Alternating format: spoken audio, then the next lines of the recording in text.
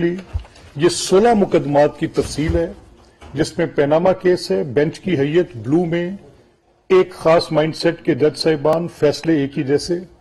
उसके बाद Hanif Abbasi case, blue हैयत में वही एक ब्लू जो मार्क है उसमें मेजॉरिटी उन्हीं की देखते जाएं। Zulfikar Bhutto versus federation of Pakistan case, वही तफसील है। इसी तरह से आगे आप चलते जाएं। मैं इन सारे मुकदमात का जिक्र भी ब्रीफली आपके थोड़े वक्त में आपके साथ मैं ये बात करूंगा। मुझे ये समझने में कुछ ज्यादा दिक्कत महसूस नहीं हो रही कि जब पैनामा की हियरिंग्स चल रही थी तो पैनामा की हियरिंग्स में हम एक पॉलिटिकल वर्कर के तौर पे एक वकील की हैसियत से दो बातों को समझने से कासिर थे। पहली बात यह थी कि जो सुपरिटेंडेंस सुप्रीम कोर्ट प्रोवाइड कर रही है, इससे कबल तो सुप्रीम कोर्ट के अपने एक नहीं बेशुमार, चाहे वो मलिक असद केस हो या list of multiple high courts के अंदर मुकदमात की बात हो या सुप्रीम कोर्ट के तय करदा वो असूल हो जिसमें ये बात बार बार की जाती थी कि तफ्तीश करना क्योंकि एक स्टैट्यूटरी राइट है, एक कानूनी हक है, और कोई भी अदालत, चाहे वो कोई हाई कोर्ट है या सुप्रीम कोर्ट है, उसके अंदर मुदाखलत नहीं करेगी। और तफ्तीशी अफसर की जो राय है वो अदालत पर कोई पाबंदी नहीं होगी। अदालत एक इंडिपेंडेंट एविडेंस के तहत उसको देखेगी और वो एविडेंस रिकॉर्ड करके फैसला करेगी। तो ये एक निजाम था, ये एक जुरिस्डिक्शन थी, जो तरतीब थी। अब क्या हुआ, पैनामा की हियरिंग में सुप्रीम कोर्ट ने सुपरिटेंडेंट्स का रोल इख्तियार किया और अपनी ही पिछली तमाम नजायर की नफी की। दूसरा, सुप्रीम कोर्ट ने काम यह किया कि एक इंक्रोचमेंट की एग्जीक्यूटिव के इख्तियार पे।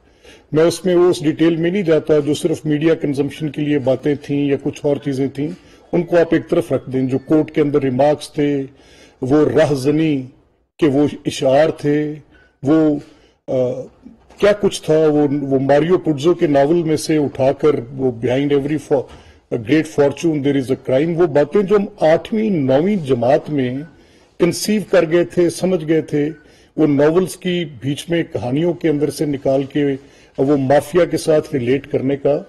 तो मुझे ये माफिया, मैं I am saying it with काफी कंक्लूसिवनेस के साथ, कि ये किसी तरह से माफिया नजर नहीं आया कि ये कैसा माफिया था कि जिनसे ये जज साहिबान, जो जज साहिबान एक ही तरह के फैसले देने के लिए पिछले 8 साल से उन्हीं बेंचों पर बैठे हैं, और ये लोग अपनी गर्दनें झुकाए उन्हीं जज साहिबान के सामने हर उस मुकदमे में जिसमें ज्यादती होती चली जा रही है, एक बार नहीं बार बार हो रही है, नताइज का इल्म होते हुए भी ये लोग वहां पर जाकर खड़े हैं और दुहाई दे देकर बता रहे हैं कि हम बेगुनाह हैं, हमारे साथ ज्यादती हो रही है।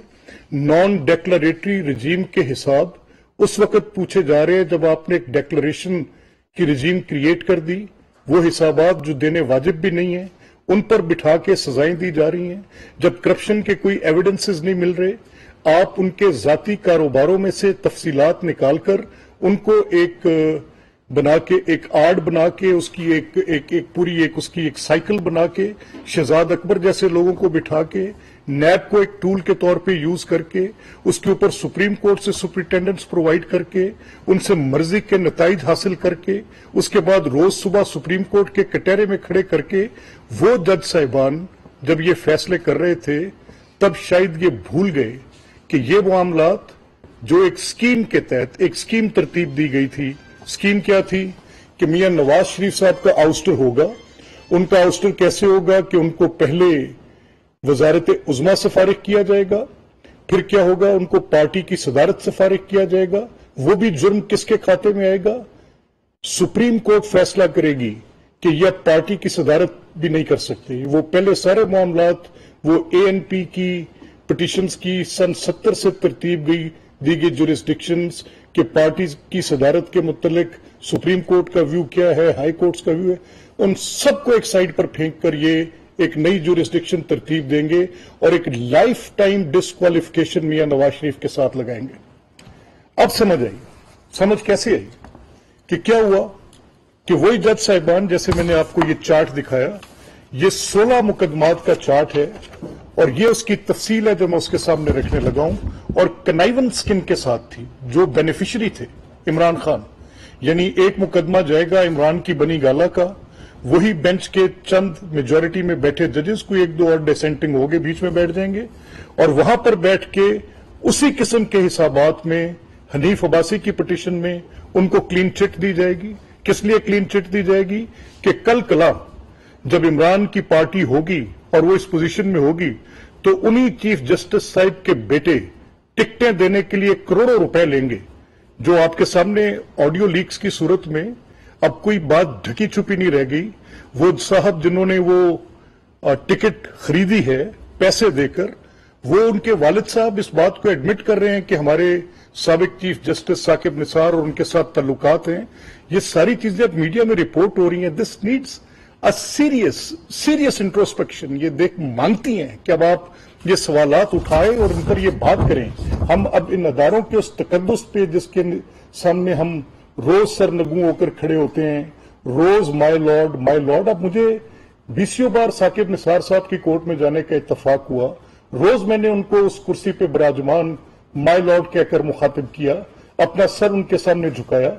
लेकिन आज अगर ये किरदार निकले कि उनके बेटे एक ऐसी सियासी जमात का जिसके चेयरमैन को बेनिफिट किया, सादिक और अमीन का ठप्पा लगाया, जिनको सदाकत और अमानत के सर्टिफिकेट्स दिए, उन्हीं की पार्टी जिसका नाम इंसाफ पार्टी था, उसकी टिकटें बेचने के लिए करप्शन करते हुए, उस पॉलिटिकल स्ट्रीम को गंदा करते हुए, वहां पर पैसों का लेन देन करके टिकटें बेचकर खरीदकर वहां पर मैं अल-अमान अल-हफीज कहना। देखें क्या मसला है। अब ये एक मुकदमा सिर्फ पैनामा के साथ एसोसिएटेड नहीं है। आप इसमें जस्टिस इजाजुल हसन उस मुकदमे में थे, जस्टिस अजमत सईद थे, नॉन पोजीशंस हैं। क्या जस्टिस अजमत सईद को बाद में कमीशन का चेयरमैन बनाकर वो ब्रॉडशीट जिसने पूरा कच्चा चठा खोल के रख दिया, वो सारे मामलात ARU वाले जो थे उस पर फिर ये जो मर्जी अपनी पोजीशंस लेते रहे और जितने मर्जी करोड़ों रुपए के वसाइल उनके हवाले करते रहे, उनको फिर बाद में जैसे मर्जी नवाजते रहे, माहाना उनकी तनख्वाहें मुकर्रर करके कि उन्होंने काम किया था। अब ये सवालात उठते हैं। इसी तरह से फिर आप देखें ग्रामर भाषा के जो उसमें बैठने वाले मोहतरम अभी चीफ जस्टिस बंदयाल साहब, इजाजुल हसन साहब, मुनीब अख्तर साहब, साकिब निसार साहब बजाते खुद, इसी तरह petition seeking disqualification of Zulfi Bukhari, bench कौन सा है? साकिब निसार साहब, चीफ जस्टिस बंदयाल साहब, इजाजुल हसन साहब। फैसला हमें मालूम है, ये बेंच क्या फैसला देगा। दिसंबर 2017 हनीफ अब्बासी साहब की पिटीशन, फैसला हमें पहले मालूम है। बेंच की कॉम्पोजिशन देखी, फैसले का इल्म है। Then chief justice Saqib Nisar साहब, देन जस्टिस बंदयाल साहब, जस्टिस फैसल अरब साहब अगर एक डिसेंट करेगा भी तो 2 की मेजोरिटी के साथ बैठे हैं। इसी तरह फिर अगस्त 2021 unanimously declared that CJP is the soul authority through whom suo motu authority can be exercised। Bandial साहब एक्टिंग CJ, इजाजुल हसन साहब, मुनीब अख्तर साहब अगर 2 डिसेंट करेंगे भी बीच में बैठ के तो 3 की मेजोरिटी है सर बैठी है। ये लिस्ट है 17 केसेस की जिसमें presidential reference whether Senate elections are held under Constitution and whether provisions regarding secrecy ballot are applicable to them। Constitution of bench क्या है? जस्टिस बंदयाल साहब, इजाजुल हसन साहब, जस्टिस गुलजार साहब, मेजोरिटी फिर किधर शिफ्ट होगी? तो ये एक किसी भी चीफ जस्टिस का दौर है। मुकदमे की नोयत क्या है, आइन क्या कहता है, उसकी तफसील कैसे होगी। 63 का आप ले लें पंजाब असेंबली। आज मैं इस असेंबली के टूटने पे मुतरज हूं। ये असेंबली टूटी कैसे? उसकी पहली बुनियादी गलती सुप्रीम कोर्ट में तय कर दी गई। आपने कॉन्स्टिट्यूशन को रीराइट कर दिया। आपने आर्टिकल 63A की वो डेफिनेशन दी जिसका तसव्वुर करना एक लेमैन के लिए, छोड़ें कि मैं किसी एक आईनी माहिर से या किसी एक लॉ नोइंग पर्सन से मैं उससे बात करूं या किसी बड़े कानूनदान से मैं ये बात करूं, कॉमन सेंस की बात मैं आपसे कह रहा हूं। यानी आप कह ये रहे हैं कि आपने एक वोट डाला, वो वोट हमने गिना नहीं और गिना भी नहीं और आपको सजा भी दे दी। दुनिया की किस तशरीह के एतबार से आप एक ऐसे जुर्म की सजा दे सकते हैं जो सरजदी नहीं हुई आपकी नजर में? और अगर उसके नतीजे में एक हुकूमत कायम हो गई, कुछ लोगों ने डिफेक्ट किया, कुछ लोगों ने डिसेंट किया, आप उसको डिफेक्शन की इंटरप्रिटेशन देते और उसमें आप पार्लिमानी पार्टी की वो तशरीह लाकर रखते कि पार्लिमानी पार्टी के किए गए फैसले के खिलाफ, तो वो लोग तो पार्लियामेंट्री हिस्ट्री के अंदर बीसियों बार यहां पर फॉरवर्ड ब्लॉक्स बने, बीसियों बार लोगों ने अपनी पार्लियामेंट्री पार्टी के साथ इख्तलाफ किया, एक अलहदा पोजीशन ली। अगर लॉ ये कहता है कि उन्होंने वोट ऐसे करना है तो they were willing to sacrifice their seats and they did that. They voted knowingly, उनको पता था कि ये कानून है, आइन ये कहता है, हम ये वोट का हक इस्तेमाल करेंगे। नतीजा ये निकलेगा कि ये हुकूमत जो कि इमरान की एक नकम्मी तरीन बुजदार सरकार बैठी है, जो करप्शन के अनबार लगा रही है, जिसकी रिट कोई नहीं है, जो लॉ एंड ऑर्डर में बिल्कुल नाकाम है, जिसकी गवर्नेंस बिल्कुल जीरो है, जहां पर पोस्टिंग नौकरियां बिक रही हैं, जहां पर डिप्टी कमिश्नर्स लगाने के रेट हैं, जहां पर ठेकों के अंदर से कमीशंस ली जा रही हैं, जहां पर डीपीओज अपॉइंट करने के रेट्स हैं। पूरे पंजाब की जो हालत थी, इस तरह था जैसे कोई सहरा बन गया, कोई डेवलपमेंट वर्क वहां पे, कोई एक काबिल जिक्र प्रोजेक्ट वहां पे। पंजाब के सारे फंड्स उठाकर सिर्फ एक तौंसा तहसील के अंदर फेंक दिए गए। मैं नहीं कह रहा, फवाद खुद आए टीवी पर, उन्होंने आकर कहा कि कैसी डिस्पैरिटी है कि अगर कोई प्रोविंशियल डिस्ट्रीब्यूशन मैकेनिज्म होगा तो एक सूबे के फंड्स में से झेलम डिस्ट्रिक्ट है उसको 20 रुपए दे रहे हैं, और जो तौंसा तहसील है उस अकेली तौंसा तहसील को आप 100 रुपए अलहदा से दे रहे हैं। तो ये कैसे हो? मेरा एतराज नहीं था, वो सारा वहां उस पर चले हम देख लेते, लेकिन उसी तौसे पे लगे पैसों में से अरबों रुपए की करप्शन, कोई ढकी छुपी बातें थी। ये सब कुछ हो रहा, ये इस मामले में सुप्रीम कोर्ट एक बीच में से आके बैठ गई। सुप्रीम कोर्ट ने कहा कि 63A मैं एक ईवल की डिस्ट्रक्शन कर रही हूं कि इसके नतीजे में क्या होगा कि इसके नतीजे में आप दोबारा से पार्टी साइड स्विच नहीं कर सकेंगे। आपने पॉलिटिकल डिस्कोर्स को रोका, यह आपका फैसला था। आपने प्रेसिडेंशियल रेफरेंस में जो फैसला देना था वो आपके सामने था। आपके पास ये इख्तियार था, जब तहरीक अदम एतमाद चल रही थी उस वक्त वो रेफरेंस भेज के स्टॉल किया गया। प्रेसिडेंट पीटीआई के थे, प्राइम मिनिस्टर पीटीआई के थे, जज पीटीआई का लाइक माइंडेड बेंच था, और वहां से पहली एफर्ट आपकी ये थी कि आप उस नो कॉन्फिडेंस मूव को स्टॉल कर लें।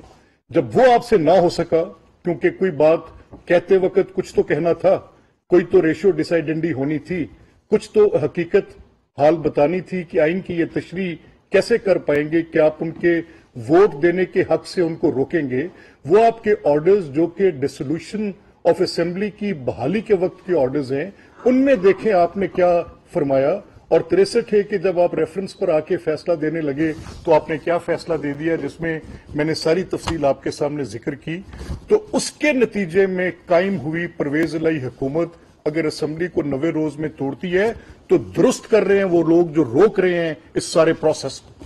ये उनका हक बनता है इस ज्यादती को रोकने का, इस कॉन्स्टिट्यूशन की रीराइटिंग को रोकने का। इस मामले को उठना चाहिए, पार्लियामान के फ्लोर पे उठना चाहिए, सुप्रीम कोर्ट में उठना चाहिए। सुप्रीम कोर्ट क्यों नहीं वो रिव्यू फिक्स करती जब हम कहते हैं कि आपसे गलती होगी है, यू हैव एर्र्ड इन लॉ।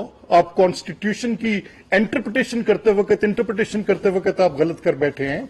आप सारे फाजिल जजेस को बिठाएं, वो सारे का सारा फुल कोर्ट बेंच बैठे, या आप एक लार्जर बेंच उस पर पहले हम मुतालबा करते रहे कि तश्कील दें। जो आप इन 3 साहिबान की हुई गलती है उसका कोई अजाला कर सके। तो नतीजा क्या निकला आपकी एक गलती का?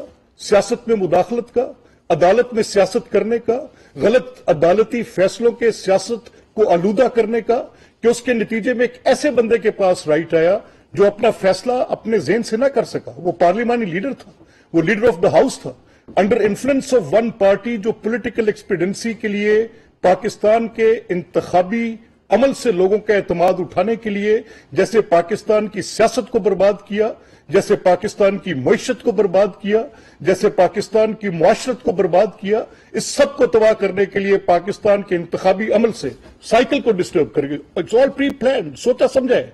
हमें पता है कि ये चाहते हैं कि पंजाब में इंतखाबात पहले करा के, जो एक निगरान का कॉन्सेप्ट है, जो आर्टिकल 224 के अंदर एक पूरी स्कीम है, जो एक फंडामेंटल स्ट्रक्चर है, ढांचा है, आइन का ढांचा है कि पाकिस्तान एक वफाक है, उसके अंदर 4 इकाइयां हैं, वो मिलकर एक वफाकी हुकूमत का, एक वफाक का एक स्ट्रक्चर पेश करते हैं। आप एक सूबे के अंदर एक हेजमनी क्रिएट कर दें और वहां पर उसको मोनोपोलाइज करके आप उसको पहले, ताकि लोगों के इंतखाब के ऊपर से यकीन उठे, ये आप कर रहे हैं। This is what we know कि आपकी साजिश ये जो पाकिस्तान की तबाही करने के जिस मिशन पर आप आए हैं, ये उसी का हिस्सा है।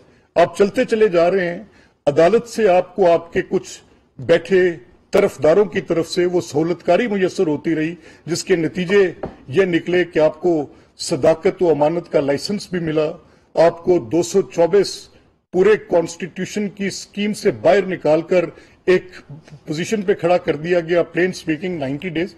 भाई हाउ कम, कैसे एनविसेज कोई नहीं कर सकता कि कंप्लीशन ऑफ टर्म नजदीक है।